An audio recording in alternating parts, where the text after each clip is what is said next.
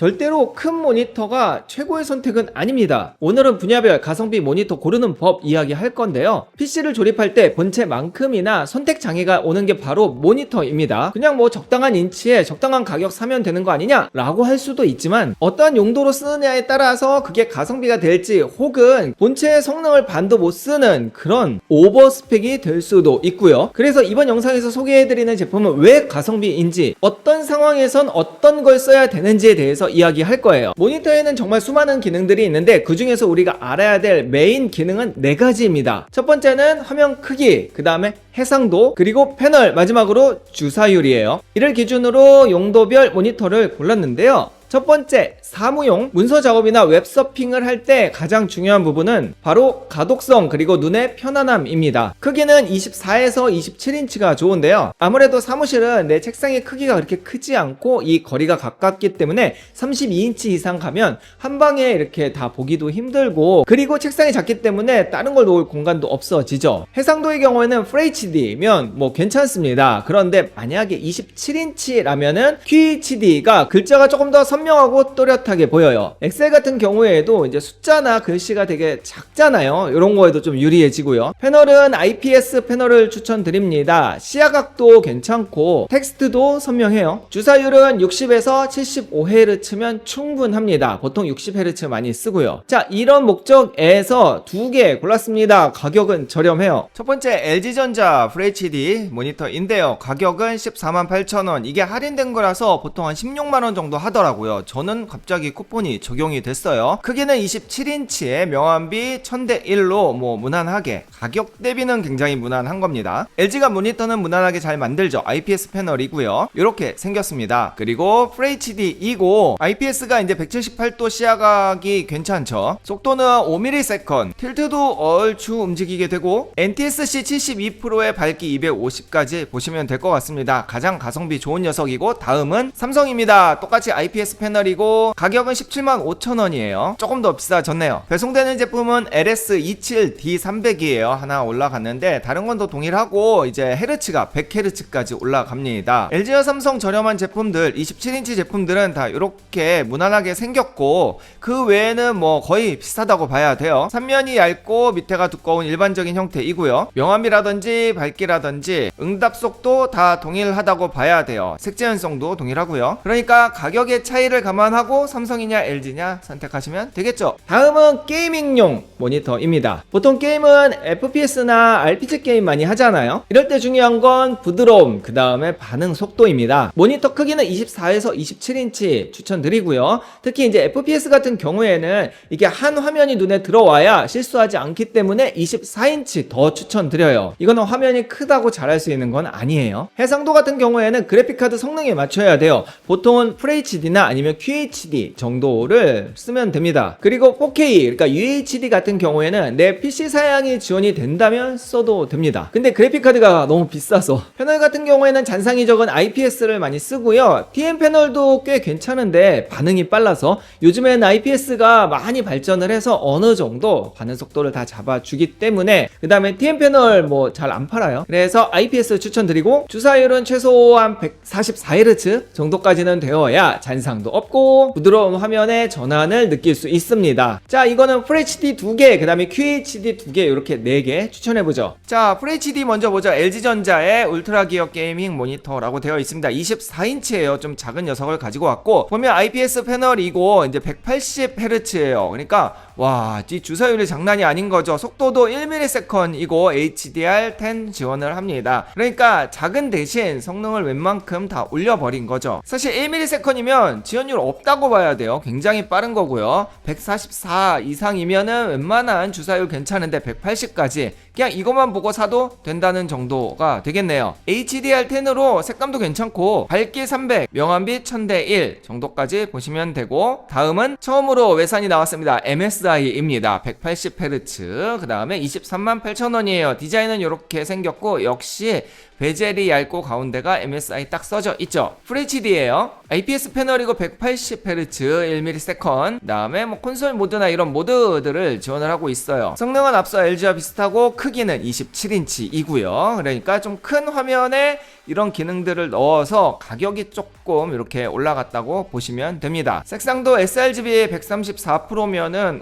DCI P3 거의 상위급으로 나오게 되고 HDR 지원하고 명암비는 1000대1. 이 두 제품은 FHD인데 180Hz 1ms 요거를 보셔야 되고요. 다음은 QHD 보죠. 필립스입니다. 가격은 26만 8천원 정도이고요. 조금 더 올라가죠. 27인치예요. QHD이고요. 보시면 180Hz에 0.5ms, 그래서 게이밍이란 이름이 정확하게 들어가죠. 크기가 크고 QHD에 요 정도 성능이면은 사실 가격 대비 가성비 굉장히 좋은 겁니다. 그래서 제가 가지고 온 거죠. 26만 8천원. HDR 400, 그 다음에 450니트의 밝기. 해상도가 2560에 1440 QHD이기 때문에 27인치에 요 정도 들어가면은 굉장히 선명하게 잘 보여요. 그리고 보시면은 이제 HDMI가 두 개가 있고 DP가 하나 있어요. 그래서 여러 개 한 방에 연결할 수도 있고 이렇게 있네요. 명암비 1000대1 동일하고요. 다음은 삼성의 QHD입니다. 29만원. 이제 가격이 조금 올라갔죠. 삼성이기 때문에. 그래도 성능이 이제 27인치에 180Hz에 1ms, 그리고 이제 QHD이기 때문에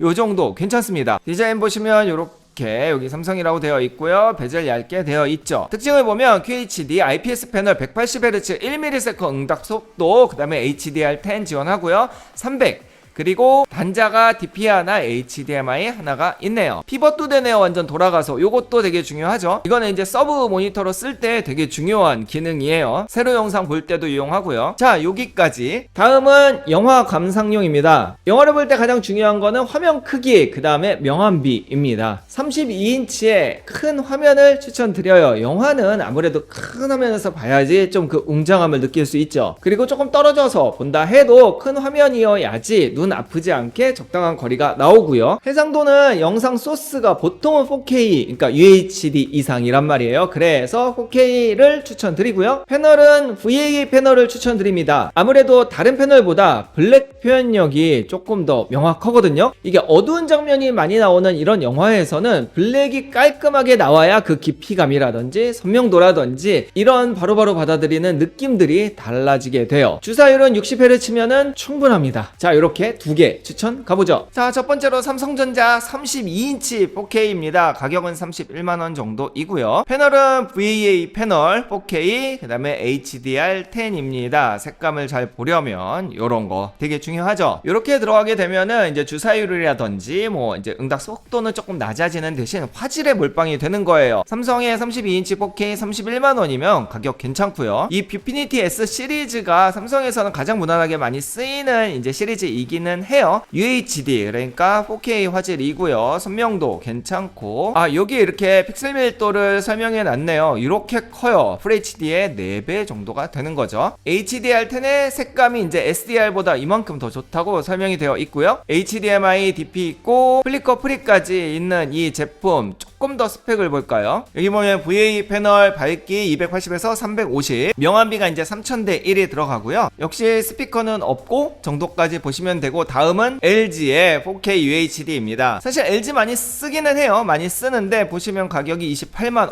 싸요. 그런데 이거는 이상하게 쿠폰으로 적용이 돼서 저는 이제 그 와우 회원에 쿠폰이 자꾸 적용이 되더라고요. 그래서 이 가격 한번 보시고 28만원에서 한 30만원 초반대면은 뭐 LG 4K UHD로는 괜찮은 가격대이죠. 이게 보시면 게이밍이 1ms, 막 0.5ms 이런데 이제 반응 속도는 조금 느리고 대신 명암비가 3000대1, 게다가 화질 좋아지고 크기 32인치 요거를 봐야 되는 거예요. 그 외에는 이제 LG가 이렇게 동그랗게 되어 있는 요 스탠드 모양 꼭 보시고요. 화질 괜찮고 명암비 괜찮고 DCI P3 90% 괜찮고 패널이 VA에 이제 250, 밝기 조금 아쉽기는 하네요. 그 외에는 동일하다고 봐야 됩니다.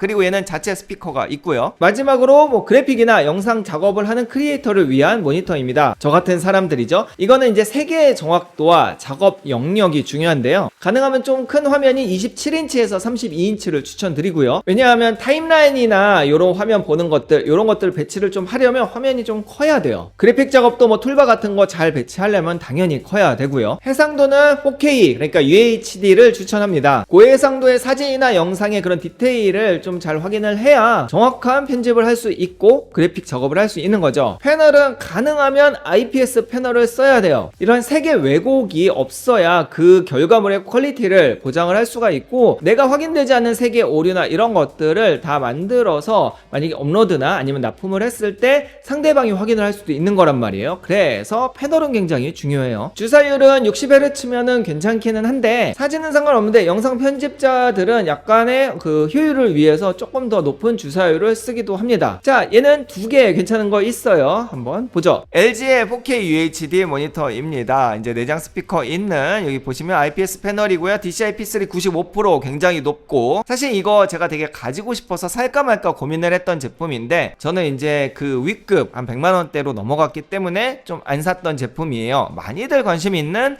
32UN650K 제품이죠. 내장 스피커 있고 주사율 65, 그 다음에 응답속도 5ms. 게임할 거 아니면 이거는 아무 의미라고 하긴 좀 그렇지만 의미가 좀 없고, 명암비 1000대1이고요. 대신 이제 이런 4K 화질의 DCI P3 95%까지면은 색감 굉장히 잘 잡고 밝기도 괜찮고요. 그래서 상세 페이지에도 이렇게 사진 편집을 메인으로 내세우고 있죠. 화질과 색감 때문에. 완전 고사양으로 갈 거 아니면 DCI P3 95%면은 웬만한 색감은 다 잡아내고요. 게임은 반응 속도가 필요한 게임, 뭐 총싸움 이런 거 아니면 괜찮고요. 후면에 HDMI 2개, 그다음에 DP 1개가 있네요. 여기 전원과 오디오 잭 보입니다. 밝기도 꽤 괜찮다는 점. 다음은 마지막으로 삼성 32인치입니다. IPS 패널에 4K UHD 스피커 내장 딱 보면은 뭐 LG랑 비슷한데요.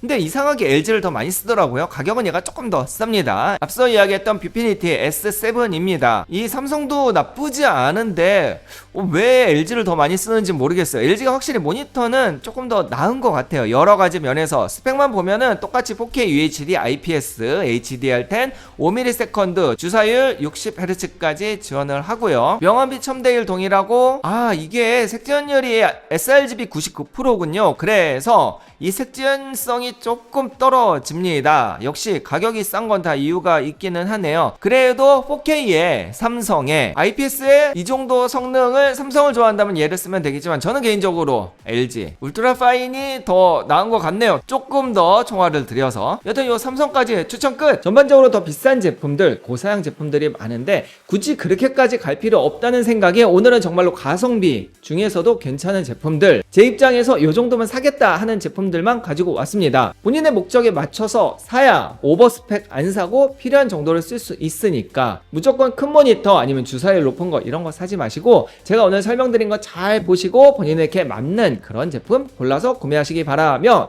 구매는 설명할 때 쇼핑 탭에 다 나와 있고요. 아니면 더보기에다가 제가 다시 정리 쫙 해놨으니까 거기에서 구매하시면 됩니다. 궁금한 거 있으면 댓글 주시면 대대 다 달아드릴게요. 저는 여기까지.